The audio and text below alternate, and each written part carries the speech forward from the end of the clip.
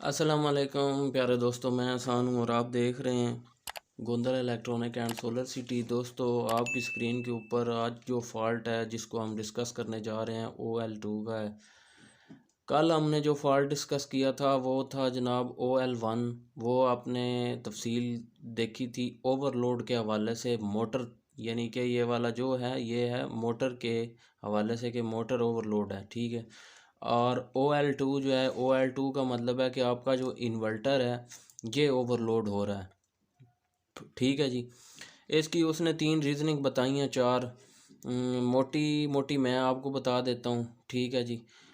एक तो इसकी ये रीज़न होती है कि जो आपने मोटर के लिए एक्सीलेशन टाइम है वो आपने फास्ट कर दिया हो, उसको मतलब बहुत कम कर दिया हो कि जल्दी किक करे, तब भी ये फॉल्ट आ जाता है। और दूसरा उसमें जो है मतलब मोटर की रोटेशन RPM जो है यानी किक जो है वही आप बढ़ा देंगे तब भी ये फॉल्ट आ जाता है। एक रीज़न इसकी ये होती है कि जो है इसका वोल्टेज जो है वो वोल्टेज पावर सप्लाई बहुत कम हो जाती है, मतलब बहुत ज़्यादा लो हो जाए तो फिर ये मसला आ जाता है। मिसाल के तौर पे आपके दो स्ट्रिंग लगे हुए हैं 12-12 के और एक आपका चल रहा है तो एक नहीं चल रहा, तो फिर भी ये मसला आपके पास आ सकता है, ठीक है जी। और दो जो चौथा उसने बताया वो बताया जी ओवरलोड टू हैवी, मतलब कि बहुत ज़्यादा ओवरलोड अगर आप इन्वर्टर कर दें तो उस वक़्त ये वाला फॉल्ट जो है वो आ जाता है।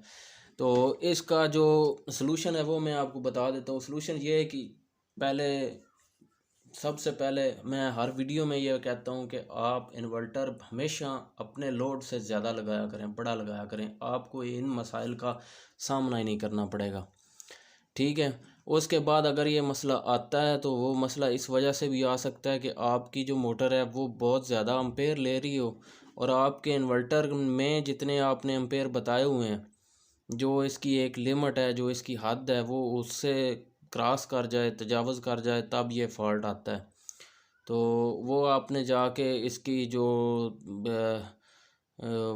है वो चेक कर लेनी है कि कितने एम्पेयर खोले हुए हैं और इसका जो है मोटर वो कितने ले रही है जी, ठीक है। एक वो सप्लाई लाइन आपने चेक कर लेनी है, जो मैंने आपको पहले बता चुका हूँ मैं कि आपकी एक स्ट्रिंग अगर काम कर रही है, एक नहीं काम कर रही, तो वो पूरा लोड नहीं उठाती। अमूमन ये होता है, ऐसे ही है कि अगर एक स्ट्रिंग ना भी काम कर रही हो तो मोटर चल जाती है और वो पानी कम देना शुरू कर देती है। ये होता है मसला ट्यूबवेल के ऊपर। लेकिन जब आप टार्क के लोड पे चलाते हैं, मिसाल के तौर पे चक्की के ऊपर अगर आपने लगाई है, तो फिर ये मसला ज़्यादा आता है। अगर एक स्ट्रिंग काम छोड़ देती है तो फिर वो चक्की का लोड जो है वो नहीं उठा सकता इन्वर्टर, तो वो कर जाता है उसको OL2 का जो है ना वो फॉल्ट देना शुरू कर देता है। दूसरा ये होता है कि अगर आपकी मोटर जो है वो उसकी केबल कहीं से क्रॉस है, तब भी ये मसला आ जाता है।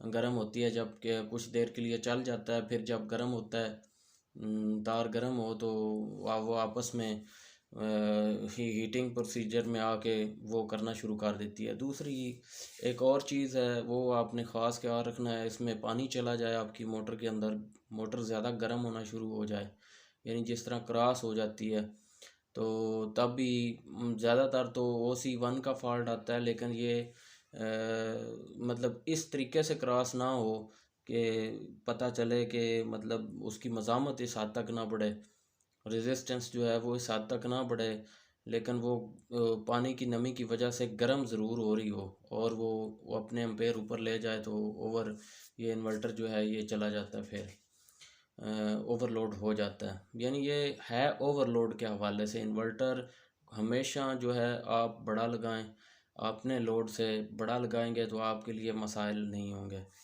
तो इसको जो पैरामीटर हैं, इसके जो पैरामीटर में आप इन्वर्टर का करंट ज़्यादा खोल दें कोई इशू नहीं है, उसमें कोई इशू नहीं होता। अपनी मोटर के हिसाब से 5 एम्पेयर ज़्यादा खोल दें, 2 एम्पेयर ज़्यादा खोल दें, 4 एम्पेयर खोल दें, वो आपकी अपनी चॉइस है, फिर आपको वो उसकी परेशानी नहीं होगी। ख़ास तौर पे चक्की वाले हजरात जो हैं उनके लिए, जो ट्यूबवेल पे लगाते हैं उनके लिए तो इतना इशू ये होता ही नहीं है।